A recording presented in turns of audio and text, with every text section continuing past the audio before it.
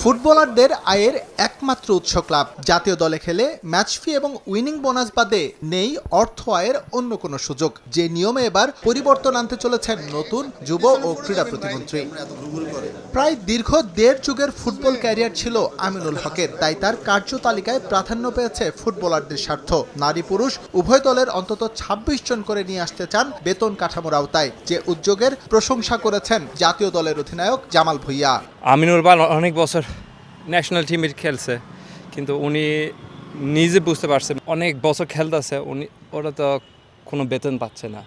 So I think মানে ধন্যবাদ জানাবো কে আমিনুল ভাই, কারণ এটা দরকার ছিল।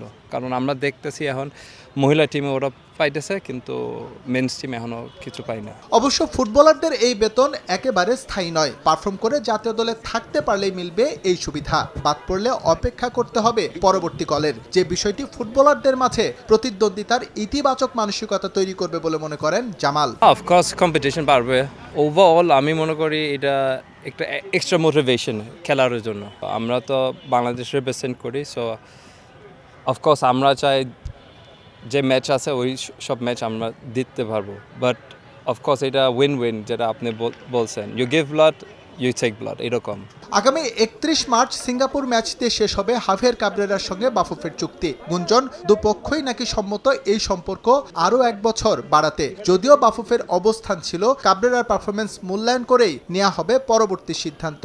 এই ইস্যুতে অবশ্য কৌশলী অবস্থান জাতীয় দলের অধিনায়কের। আসলে আমি জানি না উনি কি থাকতে চায় না থাকতে চায়, এটা আমি বলতে পারি না। বাট অফকোর্স উনি আমার সাথে অনেক বছর থাকছিল, সো হি নোজ এভরিবাডি না। সো এইটা একটা পজিটিভ সাইন, উনি সব কিছু জানে।